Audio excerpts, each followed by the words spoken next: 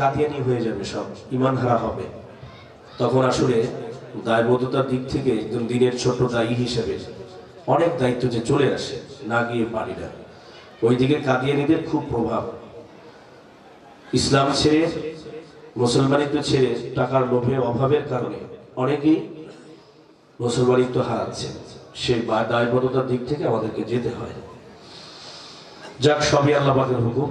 যারা কষ্ট করে দাঁড়িয়ে আছে সকলকে বসে যাওয়ার জন্য আমি সবই অনুরোধ জানাচ্ছি। আলহামদুলিল্লাহ আলহামদুলিল্লাহ ওয়া কাফা ওয়া সালামুন আলা ইবাদিহিল্লাযীনা ইসতাফা। أما بعد فأعوذ بالله من الشيطان الرجيم. بسم الله الرحمن الرحيم.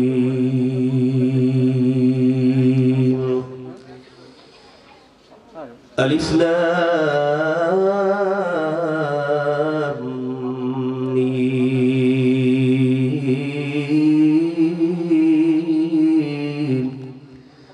ذلك الكتاب لا ريب فيه هدى للمتقين.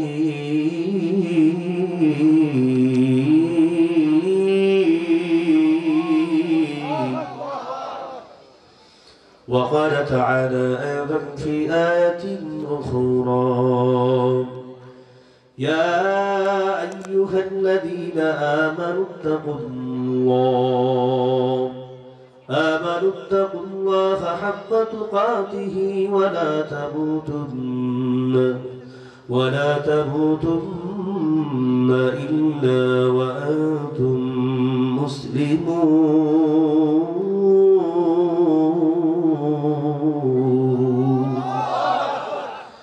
وقال النبي صلى الله عليه وسلم: تحفة المؤمن الموت، أو كما قال النبي عليه الصلاة والسلام.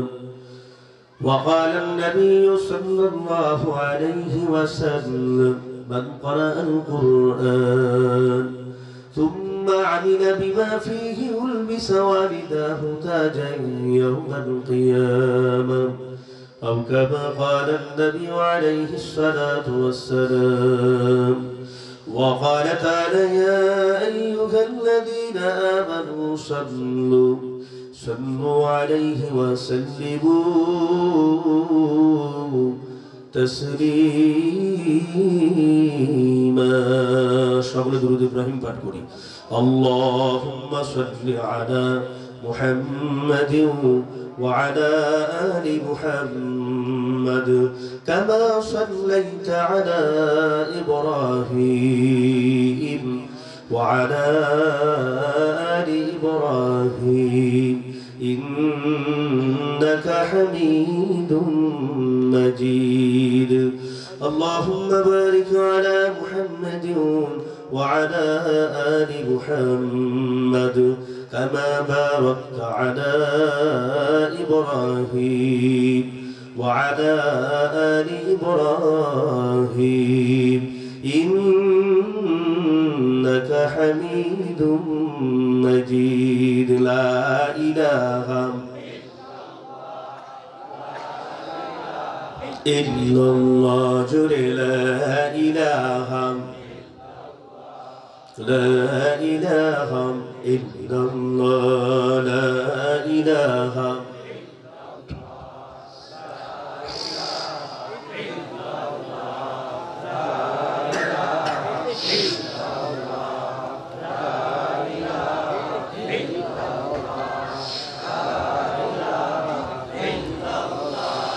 لا إله إلا الله. جل لا إله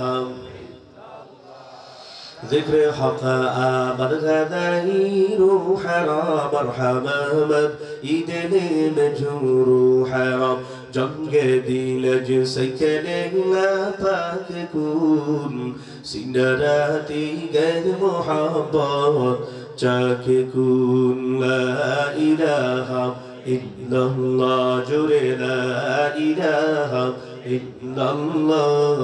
লা ইলাহা সময় থাকতে বেলা থাকতে কররে মন সাধনা সন্ধ্যা যখন আসবে রে মন তোর কান্দন কেউ শুনবে না লা ইলাহা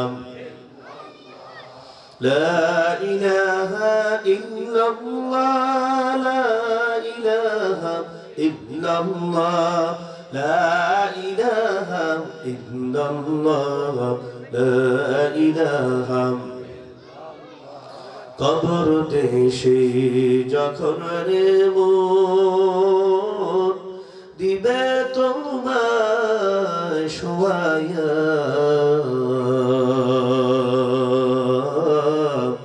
কবর দেশে যখন রে মন দিবে তোমায় শোয়াইয়া জারে জারে কাঁদবি রে মন জারে জারে কাঁদবি রে মন কেউ চাইবে না ফিরিয়া লা ইলাহা লা ইলাহা ইল্লাল্লাহ লা ইলাহা ইল্লাল্লাহ লা ইলাহা ইল্লাল্লাহ লা ইলাহা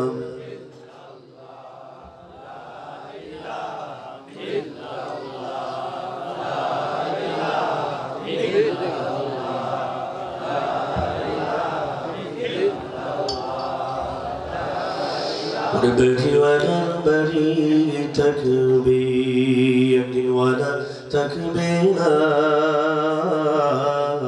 ببشي ولا الببشا تكبي يبني ولا تكبينا قطر كده دكان ولا دكان تكبي كنا دكان ولا دكان تكبي একদিন ওয়াদা থাকবে না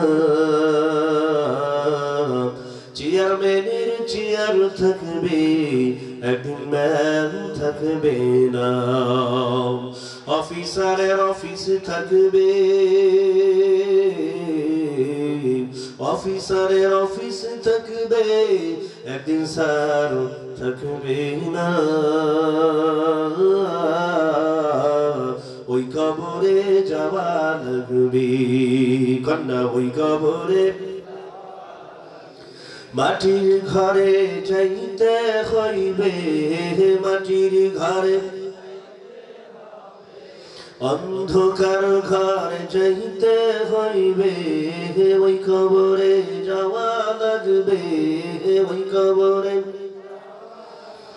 কেউ তো থাকবার পারব না লা ইলাহা মাইকেলা ভাই সাউন্ড আছে পারলে একটু বাড়ায় দাও কিন্তু কমায় না কোয়ালিটি অনেক ভালো তোমাকে অনেক অনেক ধন্যবাদ লা ইলাহা ইল্লাল্লাহ জুরে লা ইলাহা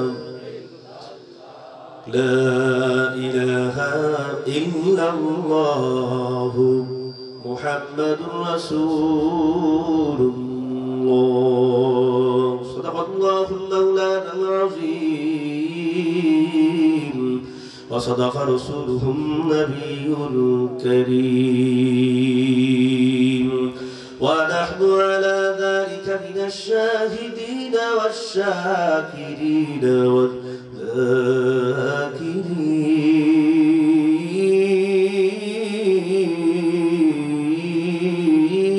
والذاكرين والحمد لله رب العالمين ظرف شامين طريقة روح دريا قرديا ظرف شامين طريقة روح دريا قرديا आँखों को बीना कर दिया दिल के रोशन कर दिया आँखों को बीना कर दिया हकीकत खुल जाएगी बावक़्त इम्तिहान तेरे हकीकत खुल जाएगी बवक़्ते इम्तिहा तेरे कि सुस्ती में मेहनत में गुजारी जिंदगी तूने दुनिया का तलबगार नहीं हो बाजार से गुजर खरीदार नहीं हो बाजार से गुजर खरीदार नहीं हो। হাকিমুল উম্মাহ তামিমুল বিল্লাহ আশ-শামালি থানভী রাহমাতুল্লাহ আলাইহি ফারুকী রাহিমাহুল্লাহ বলেছেন, যারা কোরআন সুন্নাহ মাহফিলে আসে বুজুর্গ উলামায়ে কিরামদের সোহবতে একত্রিত হয় বা তাদের সোহবতের সান্নিধ্যে ধন্য হয়, আল্লাহ তাআলা তাদেরকে দুইটা নিয়ামত দান করেন। সুবহানাল্লাহ বলেন। কত বড় বুজুর্গ তিনি ছিলেন, আল্লাহু আকবার। একটু বলে নিই আগে যে হুজুর প্রায় ১৫০০-এর উপরে বিভিন্ন বিষয়ে উম্মতের খেদমতের জন্য তিনি কিতাব রচনা করেছেন, লিখেছেন, লিপিবদ্ধ করেছেন উম্মতের ফিকিরে। আল্লাহু আকবার। কিতাব একদিন লিখতেছেন সকালবেলা বাদাল ফজর, ফজরের নামাজ পড়েছেন, তাহাজ্জুদের আমলও ছিল। আল্লাহু আকবার। বর্তমানে তো বহুত ওলি আল্লাহ দেখা যায় তাহাজ্জুদ তো দূরের কথা, ফরজ নামাজই পড়ে না। আবার বলে হে ওলি, ও ওলি না, ওটা হলো উলি। তাও খুব আস্তে বললেন, সত্য কথা বলতে হবে। আল হক বলুন চাইতেই তো লাগুক, সেটা ওলি হতে পারে না। যার ফরজ ঠিক নেই, সুন্দর ঠিক নেই, ওয়াজিব ঠিক নেই, মুস্তাহাব ঠিক নেই, দাড়ি টুপি নেই, সে বলে আবার ওলি। এটা ওলি না, এটা হলো ভণ্ড বদমাইশ। রাগ করেন আপনারা? যাই হোক, হুজুর বাদাল ফজর ইশরাক নামাজ পড়ে কিতাব লিপিবদ্ধ করতেছেন যে কোনো একটা বিষয়।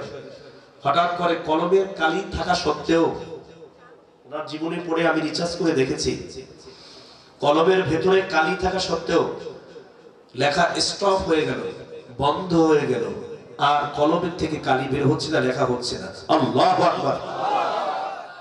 ভাইজান, তখন আল্লাহর ওলি খুব বেভুর চিন্তা ভাবনার মধ্যে পড়ে গেলেন, বেভুর চিন্তায় চলে গেলেন। কি ব্যাপার, কলমে কালিও আছে, আমি লিখতে চাচ্ছি কিন্তু কালি বের হচ্ছে না, নিশ্চয়ই আমার কোনো আমলে ত্রুটি হচ্ছে, এখন কোনো ত্রুটি হচ্ছে মনে হয় বা ত্রুটি হয়েছে। বহু চিন্তা ভাবনা করে তিনি দেখলেন কি সমস্যা। দেখলেন মুরগি পালে না, হাঁস পালে না মা বোনেরা, বুঝেন না এই কথা? এই হাঁস মুরগিগুলি এখনো খোপে আছে, ওরা সই সই সই সই করতেছে, বের হতে পারছে না। কারণ কতক্ষণ থাকবে খোপে, উন্মুক্ত ভাবে ঘুরতে হবে।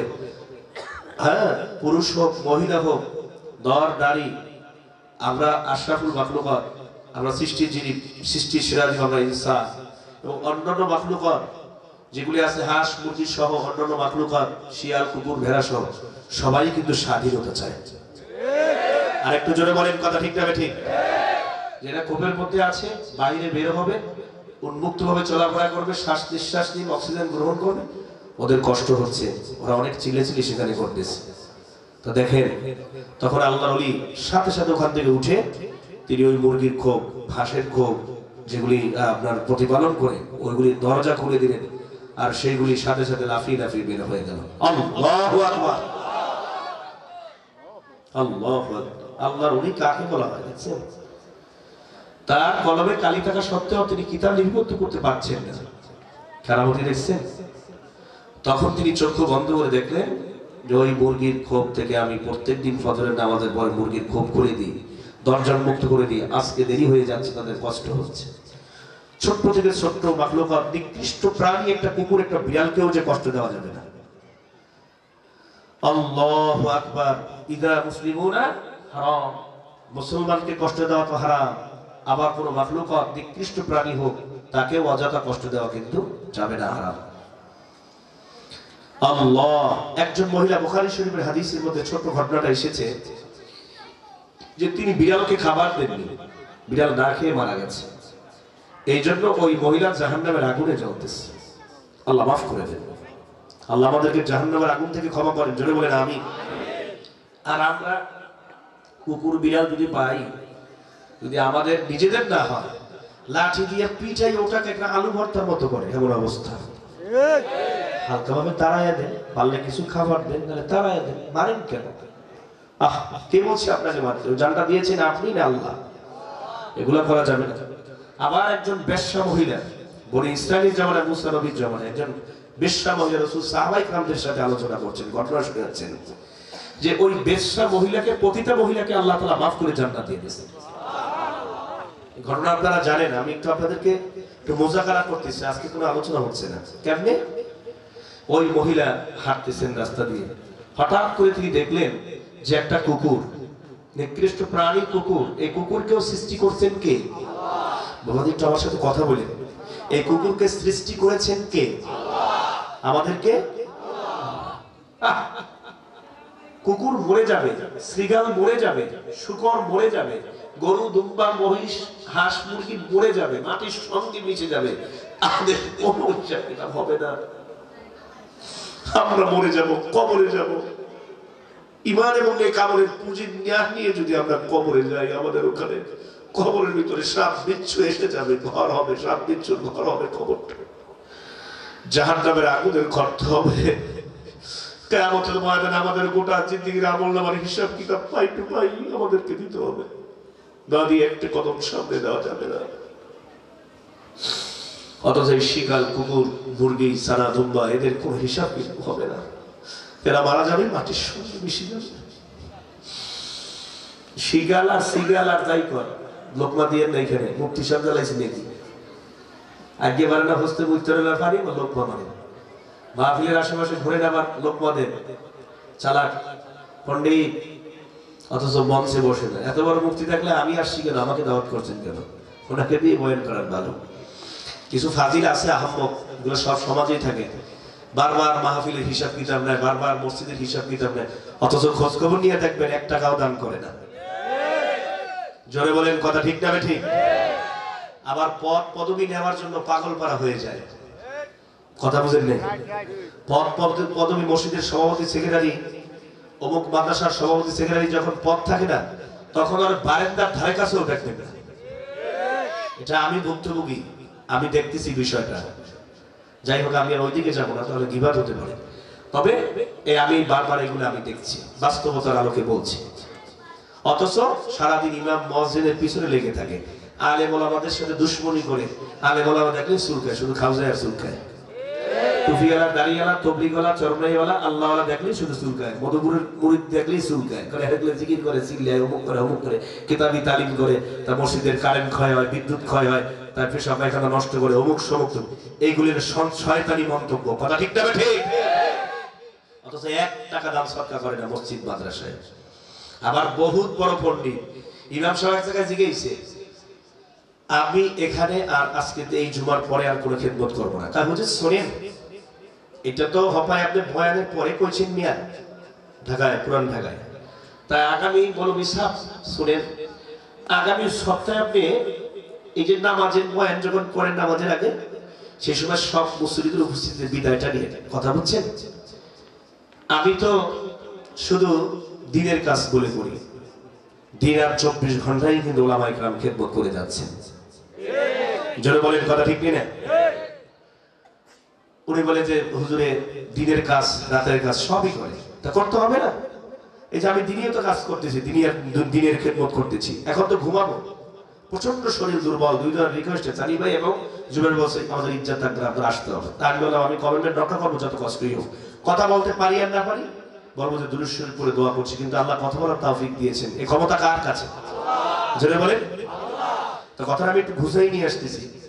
তখন সে বলছে, আচ্ছা ঠিক আছে, হুজুরের দিনের কাজ করে না, শুধু রাতের কাজই করে। কি করে তোমাকে আমি দেখাচ্ছি।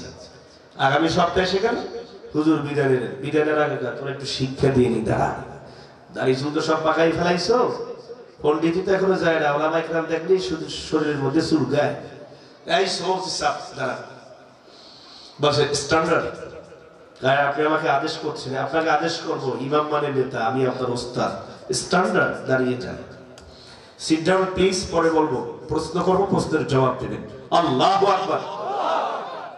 ইমাম সাহেব বলছে কি আমি জানো, বলছে যে আপনি বলেন তো বাবা, এত পণ্ডিতি করেন, মসজিদের পদ পদবি নেওয়ার জন্য পাগল থাকেন, পদ পদবি না দিলে মসজিদে বারান্দা আসেন না, অন্য মসজিদে গিয়ে নামাজ পড়েন, শুধু আলেম ওলামাদের পিছনে লেগে থাকেন। আপনার জ্বালায় দুরাচরণে অতিষ্ঠ হয়ে আমি বিদায় নিচ্ছি।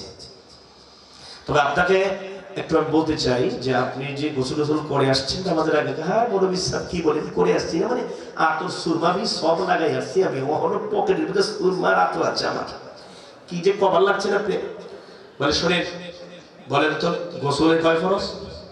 হ্যাঁ রে মৌলভী সাহেব, এই গোসলের কয় ফরজে শিখতে শিখতে আর করতে করতে আর গাইতে গাইতে দাড়ি চুল পাকায় হালাইছি, এখন এই মসজিদের মুসল্লিদের সামনে আমার কইতেছেন গোসলের কয় ফরজ। আর এটাকে কবার পারবো না? অবশ্যই কবার পারবো। দাঁড়াকে যখন করাইছেন এই মাসালা আমি শুনে শোনেন, গোসলে 3 ফরজ, গামছা লুঙ্গি সাবান ডুব দেওয়া।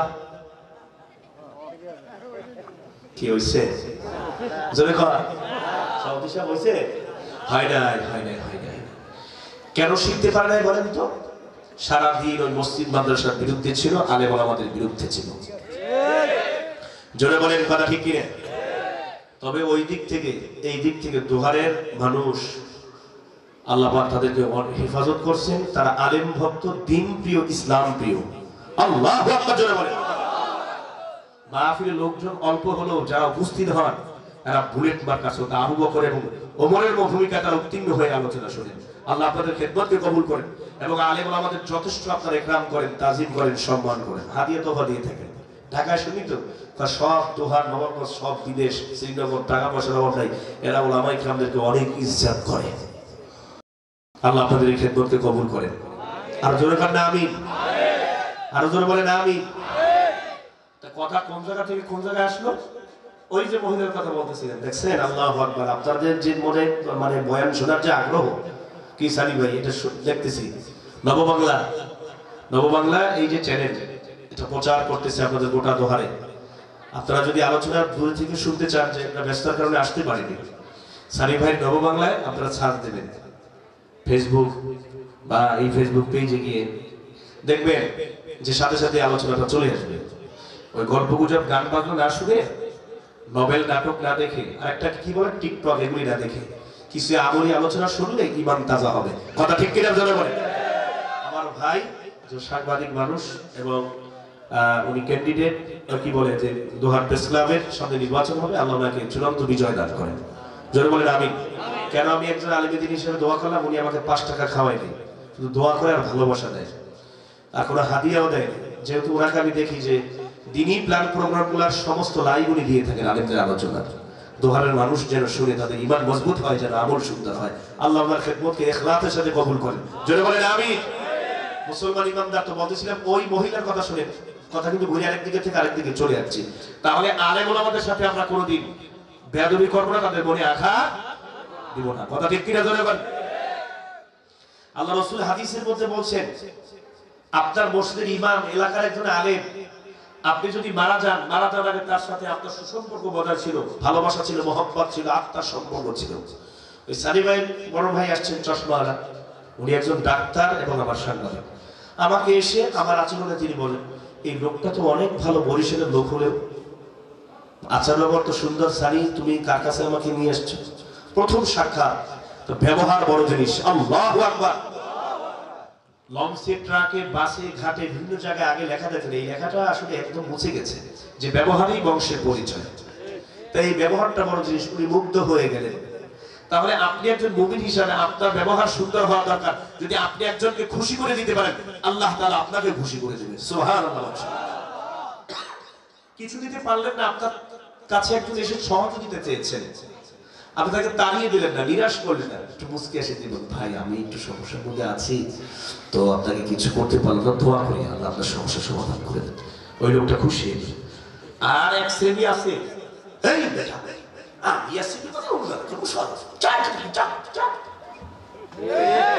এটা শিষ্টাচার নয়, এটা আদব নয়। এগুলি আসলে মানুষ কষ্ট পায়। আল্লাহ তাআলা সবাইকে বলেন, তবে আপনারা লোক ভালো, আমি প্রশংসা না করতে পারি। এখানে আমি মাহফিলে আসি মানে জুবাইর ভাই আমাকে দাওয়াত করে, আমার মনে হয় যেন আমার বাড়ির মাহফিলে আমি আসছি। আপনারা খুবই ভালো, আপনাদের সাথে আমার কথা বলতে এবং আলোচনা করতে অনেক ভালো লাগে। আপনারা আমাকে ভালোবেসেন, অনেক ভালোবাসেন। 5 বছর পর্যন্ত আপনাদের এলাকায় আসি। আল্লাহ তাআলা আপনাদের সবাইকে দিনের জন্য আবু বকরের মতো কবুল করুন। সকল বলুন আমিন। তো ওই মহিলা রাস্তা দিয়ে হেঁটে যাচ্ছে, দেখে একটা বিশাল বড় কূপ, কূপের পানি অনেক নিচে, কিন্তু নিকৃষ্ট কুকুরটা পানির পিপাসায় তার জিহ্বাটা বের হয়ে গেছে, জিহ্বা ঝুলাচ্ছে, কিন্তু সে মাথাও নোয়াচ্ছে কিসের দিকে? কূপের দিকে, কিন্তু পানি পাচ্ছে না, পানিটা অনেক নিচে চলে গেছে। মহিলা কত রেওয়াতে আসছে, মুজা কত রেওয়াতে আসছে, তার শরীরের ওড়না, গায়ের ওড়না, এটা খুলে বা কোনো চাদর এটাকে কূপের ভিতরে ছেড়ে দিচ্ছে। ওই ভিজে লেকড়ার সাথে যে পানি চলে আসছে, পানিগুলি চিপড়াইয়া ওই নিকৃষ্ট প্রাণী কুকুরের জিহ্বার মুখের ভিতরে দিয়েছে।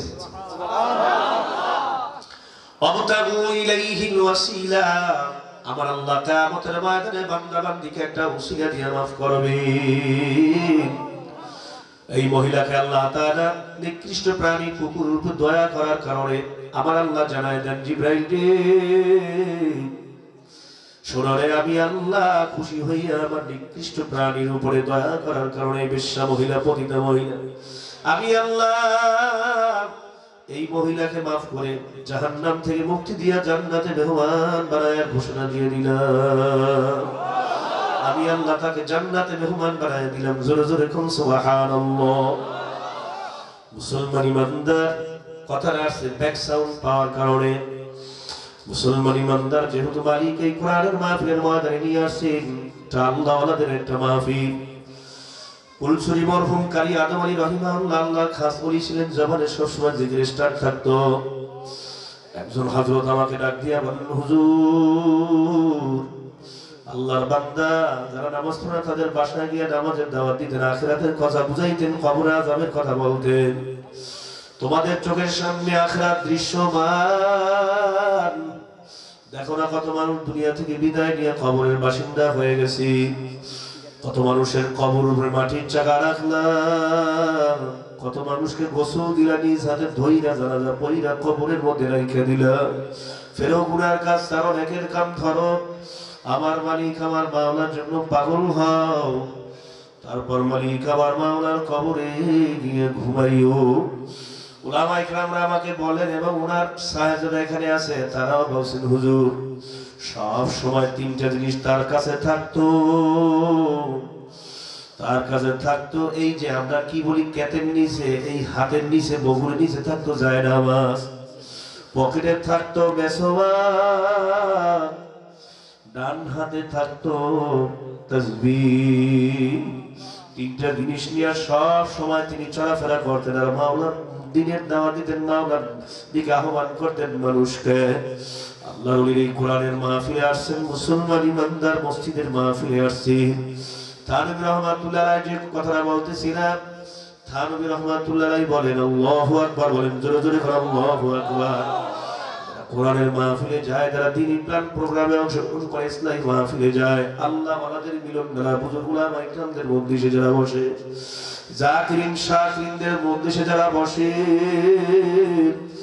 আল্লাহ রাব্বুল আলামিন তাদেরকে দুইটা নিয়ামত দান করেন। এক নাম্বার নিয়ামত অজানা জিনিসের ইলম আল্লাহ পাক তাদেরকে দান করেন, জোরে জোরে কোন সুবহানাল্লাহ। দুই নাম্বার আল্লাহ রাব্বুল আলামিন তাদের ঈমান নামক ব্যাটারিকে পাওয়ারফুল করিয়ে দেন। জবানটা করে আমার মালিক আমার আল্লাহ আমার ডাক দিয়ে বলেন, দয়ার মালিক আল্লাহ, তোমার ওলি কুলসুই মরহুম আতকারী আদম আলী রাহিমাহুল্লাহ প্রতিষ্ঠিত মসজিদ এলাকাবাসীর মাহফিলের ময়দানে যেহেতু নিয়ে আসছে, আমল নামায় একটা গুনাহ বাকি থাকতে পারি, আমাকে সহ কাকেও আল্লাহ তুমি খালি হাতে বাড়িতে মাহরুম ফিরাইও না। জোরে জোরে বলুন আল্লাহুম্মা আমিন। মুহতারাম হাজিরিন, খুতবার শুরুতে পবিত্র কোরআনুল কারীমের ক্রমিক নাম্বার হিসেবে দ্বিতীয় নাম্বার সূরা সূরাতুল বাকারা এর প্রথম আয়াতে কারিমা আমি তেলাওয়াত করলাম, এবং পবিত্র কোরআনুল কারীমের অন্য জায়গা থেকে এক মশহুর আয়াতে কারিমা আমি তেলাওয়াত করলাম। জনাবে মুহাম্মদুর রাসূলুল্লাহ সাল্লাল্লাহু আলাইহি সাল্লাম সংগ্রহীত আমিও বানি হাদিসে পাকের মধ্য থেকে ছোট্ট একটা হাদিসের টুকরা আপনাদের খেদমতে আরজ করলাম। দোয়া করবেন মালিক এই অসুস্থ বক্তার জবান থেকে এমন কিছু জরুরি আলোচনা বের করে দেন সংক্ষিপ্ত সময়ের মধ্যে, যে আলোচনা বক্তা এবং শ্রোতা আমাদের সকলের জন্য উপকার এসে যায়। জোরে জোরে বলুন আল্লাহুম্মা আমিন। সবাই আমার সাথে পড়েন বিসমিল্লাহির রাহমানির রহিম। আলিফ লাম মিম, আলিফ লাম মিম। মুফাসসিরিন ইকরাম বলেন আল্লাহু আ'লামু বিমুরাদিহি। আলিফ লাম মিম এর অর্থ আমার মাওলা নিজেই ভালো জানেন। আবার কোন কোন মুফাসসির বা তাফসীরকারকগণ বলছেন আলিফে আল্লাহ আর মিমে মুহাম্মদ। অথবা এর ভেতরে যে কি অর্থ কি নিহিত আছে আল্লাহ ছাড়া কেউ জানে না। রব্বে কারীম আমার মাওলা ছাড়া এর ভেতরে কি ভেদে মারিফাত আছে, এর তাৎপর্য কি, এর ভেতরে কি আছে, এর অর্থটা কি আমার মাওলা ছাড়া উদ্দেশ্য কি কেউ জানে না। আল্লাহু আকবার। আমার ভাইরা আমার বন্ধুরা, যালিকাল কিতাবু লা রাইবা ফীহি হুদান লিল মুত্তাকিন। আল্লাহ পাক বলতেছেন যালিকাল কিতাবু লা রাইবা ফীহি, এই কিতাবটা এমন একটা দামি কিতাব যার মধ্যে কোনো সন্দেহ নাই, সন্দেহের কোনো অবকাশ নাই। হুদান লিল মুত্তাকিন, এই কিতাব তাদেরকে হেদায়েত দেবে, এই কিতাব তাদেরকেই হেদায়েত দেবে, তারাই কিন্তু মাওলার জান্নাতে মেহমান হবে। লিল মুত্তাকিন, যারা মাওলাকে ভয় করে, মুত্তাকিন যারা, তাদেরকে এই কিতাব হেদায়েত দেবে। এবং যারা মুত্তাকিন হবে, যারা হেদায়েত প্রাপ্ত হবে, যারা মুত্তাকিন হবে, তাদের ঠিকানা আমার মাওলার জান্নাতে হয়ে যাবে। আরো জোরে জোরে কোন সুবহানাল্লাহ। আমি আলোচনা করব না হুদাল লিল মুত্তাকিন, মুত্তাকিনদের সংজ্ঞার বিষয়, মুত্তাকিনদের বিষয় সংক্ষিপ্ত আলোচনা করব। মুত্তাকিন আমার ভাইরা, মুত্তাকিন কাদেরকে বলা হয়? হে মুসলমান ভালো করে শোনো, তাকওয়া মুত্তাকিন দুইটার ভিতরে পার্থক্য হলো যাকে ভয় করা হয়, আল্লাহু আকবার, যার ভয় অন্তরে থাকে তাকে বলা হয় তাকওয়া। আর যারা ভয় করে তাদেরকে বলা হয় মুত্তাকিন। জোরে জোরে কোন সুবহানাল্লাহ। হুদাল লিল মুত্তাকিন, যারা মুত্তাকিন তাদেরকে আমার আল্লাহ এই কিতাব দিয়ে হেদায়েত দান করবেন, তাদের ঠিকানা হবে জান্নাতে। জোরে জোরে কোন সুবহানাল্লাহ। মরার পর তোমার আমার কবর হবে আসল ঠিকানা, প্রথম ঘাটি। এই ঘাটিতে 40,000 বছর পর্যন্ত অবস্থান করতে হবে। এই অবস্থানটা সুখের হবে না দুঃখের হবে সেই চিন্তা, টেনশন দোহারের মুসলমান তোমার আমার কার মধ্যে নাই। শুধু উদাসীনতা, গাফেলাতি, দুনিয়ার দিকে আমরা দৌড়াইতেছি, আখিরাতের ফিকির নাই। মুত্তাকিন হওয়ার চেষ্টা করো, তাকওয়া অন্তরে ঢুকাও, খোদাভীতি আল্লাহর ভয় ঢুকাও। যার ভয় করা হয় তাকে বলা হয় তাকওয়া, যারা ভয় করে তাদেরকে বলা হয় মুত্তাকিন। ভয় করি কাকে? জোরে কোন, আরেকটু জোরে কোন, কাকে ভয় করি? এই মালিকের ভয় তোমার আমার মধ্যে কোরসিন কালেও আসবে না। সূরা তাওবার 125 নম্বর আয়াতের মধ্যে আমার আল্লাহ রাব্বুল আলামিন ডাক দিয়ে বলতে আছি, ইয়া আইয়ুহাল্লাযীনা আমানু তাকুল্লাহ ওয়া কুনু মা'আস সাদিকিন। হে ঈমানদাররা, তোমরা আমি আল্লাহকে ভয় করো আর নেককারদের সঙ্গী হয়ে যাও। কথাটা কার? জোরে আওয়াজ করে বলো মুসলমান, কথাটা কার? এ যার দিলে থাকবে আমার আল্লাহর ভয়, ওই দিলওয়ালা জান্নাতি হয়। জান্নাতি লোকের কিছু ভালো লাগে না, শুধু ভালো লাগে ইল্লাল্লাহ, লা ইলাহা ইল্লাল্লাহ। জোরে করে আল্লাহু আকবার। আল্লাহর ভয় কখনো সৃষ্টি হবে না তোমার অন্তরের মধ্যে যতক্ষণ পর্যন্ত তুমি নামাজি, দিনদার, পরেজগার, জাকিরদের সঙ্গে, ওলামায়ে কেরাম, আল্লাহর সঙ্গে উঠা বসা না করো। তাহলে আল্লাহর ভয় সৃষ্টি করার জন্য প্রথম নাম্বার শর্ত, নেককার, দিনদার, আল্লাহওয়ালাদের সঙ্গী হওয়া লাগবে। কথা ঠিক কিনা? মুসলমান ইমানদার অনুরোধ করে বলবো আল্লাহর আদেশ অনুযায়ী আল্লাহ রাব্বুল আলামিনের কাছে দোয়া করবেন, দয়ার মালিক মৃত্যুর পর্যন্ত নেককারদের সঙ্গী হওয়া তৌফিক দিয়ে দিও। আল্লাহর ভয় অন্তরে সৃষ্টি করো, পাঁচ ওয়াক্ত নামাজ পড়ো, জিকির করো, তেলাওয়াত করো। আমার মালিকের ভয় অন্তরে সৃষ্টি হবে না যতক্ষণ পর্যন্ত নেককার আল্লাহওয়ালাদের সঙ্গে নামাজীদের সঙ্গে উঠা বসা না হবে। হুজুর ওলামায়ে কেরাম, নায়েবে রাসূল ওলামায়ে কেরামদের সাথে উঠা বসা যদি না হয় আল্লাহর ভয় সৃষ্টি হবে না। এক নাম্বার লাগবে সোহবাত আল্লাহওয়ালাদের সঙ্গে, নেককার ইমানদারদের সঙ্গে। দুই নাম্বার লাগবে আমার আল্লাহর ভয়। আল্লাহ রাব্বুল আলামিন জায়গায় জানাইয়া দেন, ওয়া উসলিফাতিল জান্নাতু লিল মুত্তাকিন। যারা হবে মুত্তাকিন, যারা হবে তাকওয়াবান, আল্লাহর ভয় যাদের অন্তরে থাকবে তাদের জন্য আমার আল্লাহ জান্নাতটারে সাজায়া রাখছেন। জোরে জোরে কোন সুবহানাল্লাহ। আজকে পরও দেখি তাকায়া মুসলমান, দুনিয়ার সমাজের ভেতরে দেখি জিনা হচ্ছে, দুনিয়ার সমাজের ভিতরে চুরি হচ্ছে, সমাজের ভেতরে দেখি মোবাইল চুরিটা বেড়ে গেছে, জিনার কারবারটা বেড়ে গেছে, পরকীয়াটা বেড়ে গেছে। আমার ভাইয়ের, আমার বন্ধুরা, গীবত শেখাতের আমল বেড়ে গেছে, খুন ধর্ষণ ছিনতাইটা বেড়ে গেছে, চুরি চালানি বেড়ে গেছে, মিথ্যা সুদ ঘুষের সরাসরি চলছে, এত অপকর্ম, এত ধরনের বিশৃঙ্খলা, এত আকারে ক্রাইম হচ্ছে। পুলিশ কন্ট্রোল করতে পারে না, সরকার কন্ট্রোল করতে পারে না, সেনাবাহিনী কন্ট্রোল করতে হিমশিম খায়, প্রশাসনের লোকেরা হিমশিম খায়। এত খুন, এত ধর্ষণ, এত চিন্তা, এত বিশৃঙ্খলা, এত কন্ট্রোল করা সম্ভব না, সম্ভব না। কারণটা কি? কারণটা কি? ক্রাইম বেড়ে যাওয়ার কারণ, অপরাধ বেড়ে যাওয়ার একটাই কারণ, অন্তরে আল্লাহর ভয় নাই, পরকালের চিন্তা নাই, কবরের চিন্তা নাই। কথা ঠিক না বেঠিক ধরে হয়।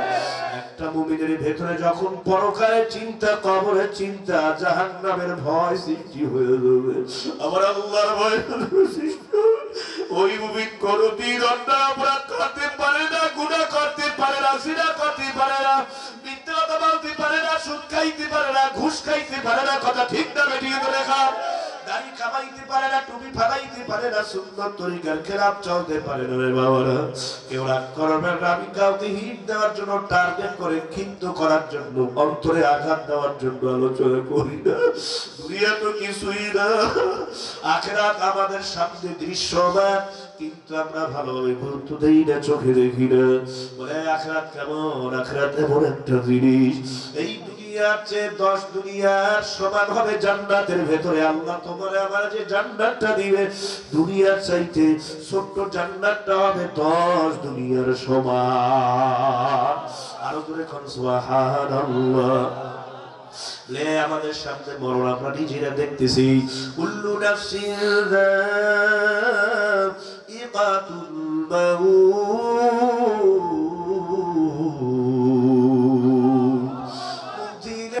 ইমান মজবুত করা, আমল সুন্দর করো, মাওলার পাগল হয়ে কবর দেওয়ার চেষ্টা হলো।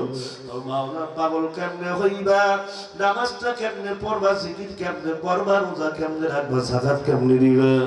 গুনাহ থেকে কেমনে বেঁচে থাকবা? সুন্নাত তরিকা অনুযায়ী কেমনে চলবা? এই জন্য আমার আল্লাহ বলছে, আমার ভয় অন্তরে সৃষ্টি করো। তবে এই ভয় অন্তরে কখনো সৃষ্টি হবে না আল্লাহ হক্কানি ওলামায়ে কেরামদের সোহবত ছাড়া। তারা যখন তাদের সাথে তোমাদের সুসম্পর্ক হবে, ইবাদত করার পথ ও পদ্ধতি, সিস্টেমিটি আল্লাহ ওনারা মাথায় দিবেন। কথা ঠিক না বেঠিক ধরে কর। মুসলমান ইমানদার, রাত্র গভীরের দিকে যায়, আমি আলোচনা বিস্তারিত করব না, লম্বা করব না। আল্লাহর নবী সাল্লাল্লাহু আলাইহি সাল্লাম একদিন উম্মাতুল মুমিনিন আয়েশা রাদিয়াল্লাহু তাআলা আনহাকে ডাক দিয়া কয়, আয়েশা, আয়েশা রে, আজকে এমন একটা মুহূর্ত আমি ফিল করতেছি, তুমি আমি পয়গম্বর নবীর কাছে যা মনে চাই, তোমার যেই জিনিসটা মনে চাই তুমি আমার কাছে চাইবা। আজকে তুমি যেই বিষয়ে প্রশ্ন করবা, প্রশ্নের জবাব দিব, তুমি যা চাইবা আমি তোমাকে তাই দিয়ে দিব। আল্লাহু আকবার, জোরে আওয়াজ করে বলেন আল্লাহু আকবার। যেন তেন কথা না, পয়গম্বর নবী নিজেই প্রস্তাব দিয়েছে তার বিবি আয়েশাকে। আল্লাহু আকবার বলেন সবাই। আমার মায়ের নবীর কাছে তো ছোটখাটো কোনো বিষয়ে চাওয়া যায় না, চাওয়া যাবে না। বড় কিছু যদিও চায় আল্লাহ নবীর পক্ষে দেওয়া সম্ভব। আয়েশা রাদিয়াল্লাহু তাআলা আনহা তিনি বয়স অনেক কম, বয়সে ছোট হওয়ার কারণে তেমন মাথায় ধরে না, বুদ্ধিও তেমন খাটাইতে পারলেন না।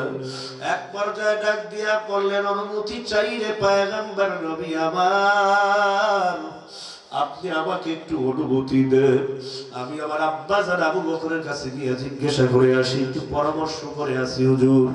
আল্লাহর নবী ডাক দিয়া বললেন, আয়েশা আমি তোমাকে অনুমতি দিলাম, তুমি চইলা যাও, অসুবিধা নাই, চইলা এসো।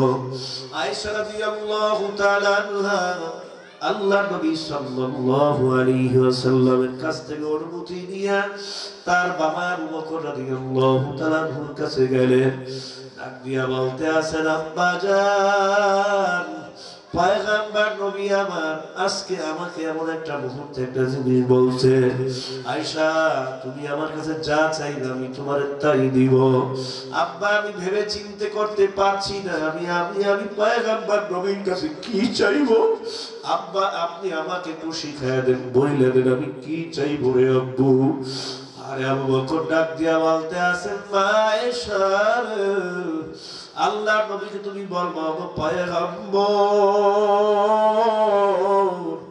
মেরাজে যখন আল্লাহর সাথে আপনি দিদারে গেছিলেন, শুনেন যখন আপনি দিদারে গেছিলেন 27টা বছর অতিবাহিত হয়ে যায়। একটা বছর 2টা বছর না, 27 বছর সময় আল্লাহর নবী আল্লাহর সাথে দিদার করেন, কথা বলেন জোরে জোরে কোন সুবহানাল্লাহ। আল্লাহ নবীকে বলবা পয়গম্বর আল্লাহর সাথে আপনার আলাপ আলোচনা হলো, কথা হলো, যেই কথাগুলি আপনি সেই সমস্ত কথার মধ্যে থেকে এমন কোন কথা বাকি যেটা দুনিয়ার কোন মানুষের কাছে আপনি এখনো বলেন নাই, সেই কথাটা কি, গোপন কথাটা কি, ওইটা আপনি আমাকে একটু জানায় দেন, আমাকে হাদিয়া দেন, আমাকে বইলে দেন। পয়গম্বর নবী সাল্লাল্লাহু আলাইহি সাল্লাম ডাক দিয়া কয়, আয়েশা এখনো একটা কথা আল্লাহ আমারে বলছেন, আমি দুনিয়ার কোন মানুষের কাছে এখনো বলি না। জোরে খান সুবহানাল্লাহ। আমি আমার মাকেও বলি নাই, আমার বাবাকে বলি নাই, আমার অন্য কাউকে বলি নাই, এখনো পর্যন্ত আমি কোন সাহাবায়ে কেরামদেরকেও বলি নাই। সেই কথাটাই আজকে আমি তোমাকে বলবো আয়েশা। আয়েশা রে আয়েশা, আল্লাহ রাব্বুল আলামিন আমাকে বলছেন আলাপ আলোচনার একটা মুহূর্তে, দুনিয়ার জমিনে যদি কোনো মুমিন কোনো মুমিনের বিপদ মুসিবত দেখার পর সেই মুসিবত দূর কইরা দেয়, দূর করার ব্যাপারে সহযোগিতা করে তার মনটাকে খুশি করে, কেউ যদি কাউকে কোনো কষ্ট না দেয় মনটাকে খুশি কইরা দেয়, আমার আল্লাহ রাব্বুল আলামিন ওই বান্দার উপরে খুশি হইয়া জান্নাত ওয়াজিব কইরা দেয়। কেউ যদি কাউকে খুশি করে আল্লাহ তাকে জান্নাত ওয়াজিব কইরা দেয়। জোরে জোরে কোন সুবহানাল্লাহ। চলে আসছেন আল্লাহর নবীর দরবার থেকে কে? আয়েশা। আয়েশা ডাক দিয়া বলতে আছেন, গো আব্বাজান, পয়গম্বর নবী সে তো আমাকে বলছে আল্লাহ রাব্বুল আলামিনের সাথে এক পর্যায়ে আমার কথা হয়, আল্লাহ ডাক দিয়া কয়, পয়গম্বর নবী দুনিয়াতে যদি কেউ কারো দুঃখ কষ্ট ঘুচায়া না যদি দিলটাকে খুশি করে দেয়, তাহলে আল্লাহ রাব্বুল আলামিন আমি তার উপরে জান্নাত ওয়াজিব করে দিই। জোরে জোরে কোন সুবহানাল্লাহ। এই কথা শোনার পর আবু বকর সিদ্দিক রাদিয়াল্লাহু তাআলা আনহু হাসি খুশির পরিবর্তে তিনি মাথাটা নোয়াইয়া নিচের দিকে দিয়ে হাউ হাউ করে বাচ্চাদের মতো কাঁদতেছেন। কি কেন কাঁদতেছেন, কি কথা? আব্বা দুনিয়াতে যদি কেউ কারো বিপদের মুহূর্তে যায় সহযোগিতা করে দিলটারে খুশি করে, আল্লাহ খুশি হইয়া তার উপরে জান্নাতটা ওয়াজিব করে দেন। জোরে জোরে কোন সুবহানাল্লাহ। আব্বা এই সুসংবাদ আপনারে আমি শুনাইলাম, গোপন কথা শুনাইলাম। পয়গম্বর নবীর সাথে আল্লাহর সাথে কি কথা হইল, মেসেজ দিলাম আর আপনি কান্না করতেছেন। আব্বা এমন সময় তো আপনি কাঁদবেন না, আপনি হাসবেন, মুস্কি হাসি দিবেন, আপনার দিলটা শান্তি হবে, কলিজা জুড়াইয়া যাবে। আব্বা আপনি হাসির পরিবর্তে, আনন্দের পরিবর্তে কেন কাঁদতেছেন গো বাবা? কান্নার কারণ কি আব্বু? আপনি তো কত মানুষকে খুশি কইরা দিছেন আব্বু। কবরেতে চাপা মাটি, ডানে মাটি, ডানে মাটি, মাটির হবে বিছানা। ওই কবরে যেতে হবে মুসাফির, ভাইগা যাইতে কেউ পারবি না। কথা ঠিক না বেঠিক জোরে কর।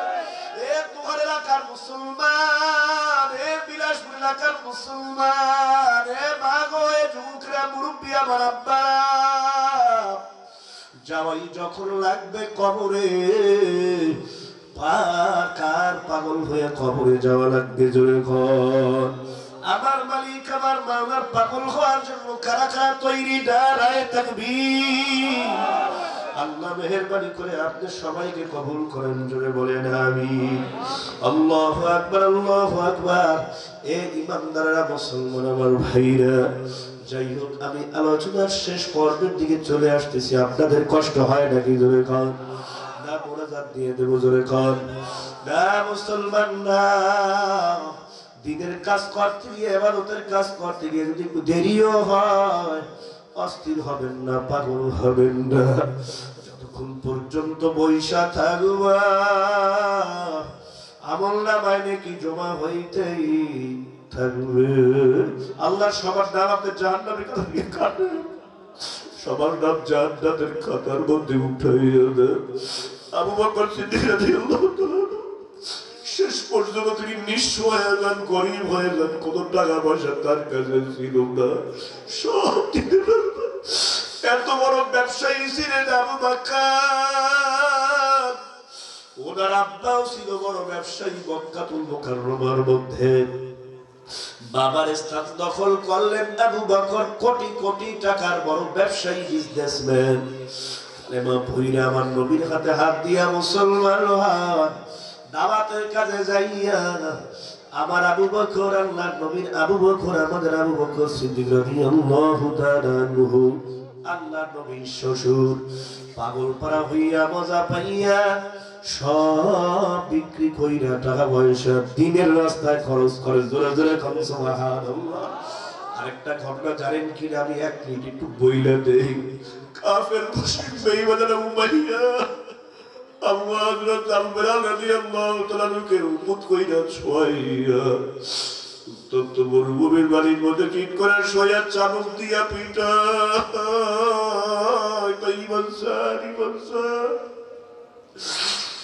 এমন সময় আবু বকর রাদিয়াল্লাহু তাআলা পাশ দিয়া যায়, ডাক দিয়া কয়, ও বেলাল, তোমারে বলছি এত জোরে জোরে জিকির করার দরকার নাই, একটু আস্তে জিকির করো, সময় ভালো না।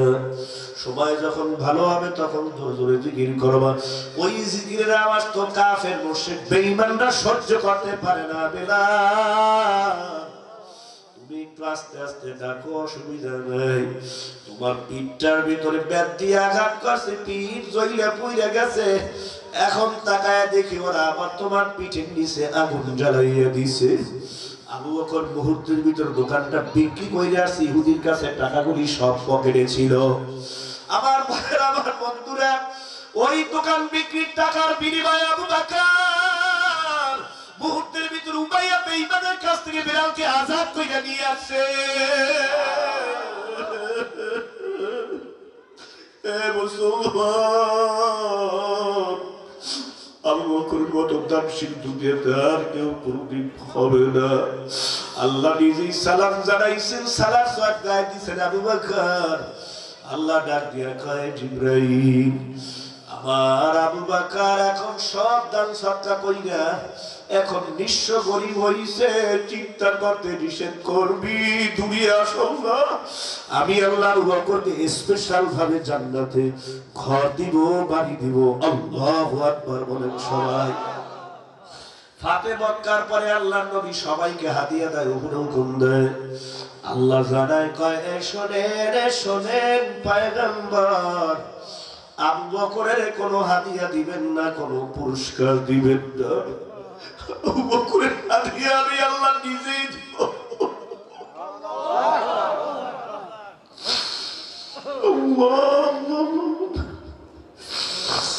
এই জন্য আপনাদেরকে বলবো মুসলমান ইমানদার, এই আবু বকর সিদ্দিক রাদিয়াল্লাহু তাআলা কে আসিফ জান্নাত পাবে আল্লাহর কাছে জোরে জোরে কাম সুবহানাল্লাহ। অনুরোধ করে বলবো রে মুসলমান, আবু বকরের জীবনী পড়ে ঈমান মজবুত করে আমল সুন্দর করা। আবু বকরের মতো যদি ঈমান একটা আমলের প্ল্যাটফর্ম তৈরি করতে পারা, মাওলার জান্নাতে সুসংবাদ দুনিয়াতেই পাওয়া যাইবা, কোনো সন্দেহ নাই। ভালো লাগবে, নামাজ পড়তে ভালো লাগবে, অনুভূতিটা কেমন হবে, ফিলটা কেমন করো, উপলব্ধিটা কেমন হবে, নামাজ ভালো লাগবে, জিকির ভালো লাগবে, তেলাওয়াত ভালো লাগবে, রোজা ভালো লাগবে, দান সাদাকার আমল ভালো লাগবে, মসজিদ মাদ্রাসা আলেম ওলামা তাবলীগ চরমনাই আল্লাহওয়ালা সব ভালো লাগবে। আল্লাহু আকবার। সবাই খারাপ কাজ করতে খারাপ লাগবে, নেকের কাজ করতে ভালো লাগবে। মনে করো মা আল্লাহ তোমার উপরে রাজি খুশি হয়ে গেছে। জোরে জোরে সুবহানাল্লাহ। লিল মুত্তাকিন, আল্লাহর ভয় অন্তরে ঢুকাও। এবার আল্লাহ অনেক অন্য জায়গায় বলছেন ওমিম্মা রাযাকনাহুম ইউনফিকুন, বান্দা আমার দেওয়া তো সম্পদ থেকে আমার রাস্তায় খরচ করবি, ভয় ঢুকাইয়া ঈমান আমল মজবুত করবি। নবী তো নাই, আমার পয়গম্বর নাই, পয়গম্বরের প্রতিনিধি উম্মত উলামায়ে কেরাম জিন্দা আছে না নাই? জোরে খান। এই উলামায়ে কেরামদের সাথে ভালোবাসা লাগাইয়া, মহব্বত লাগাইয়া, হাদিয়া দিয়া, তোহফা দিয়া, জামা দিয়া, কাপড় দিয়া, মোবাইল দিয়া, চশমা দিয়া, পাগড়ি দিয়া, ঘড়ি দিয়া রাগ করবেন না বাবা। দুনিয়ার ফাসিক ফুজ্জার অফিসার বদমাইশদেরকে বিভিন্ন ফাইলের মধ্যে বিভিন্ন ধরনের বিল পে করার জন্য, বিলটা সুন্দরভাবে ওকে করার জন্য হারাম খাওয়া, হারাম দাও।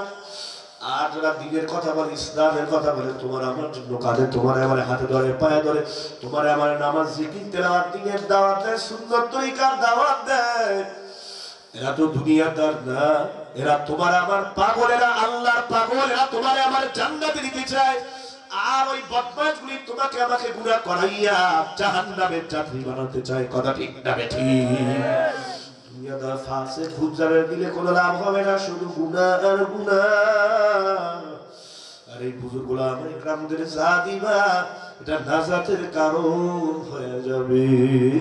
ভাইরা আমার এই জন্য অনুরোধ করে বলবা, আমার জন্য দোয়া করবেন, আমি আপনাদের জন্য দোয়া করি।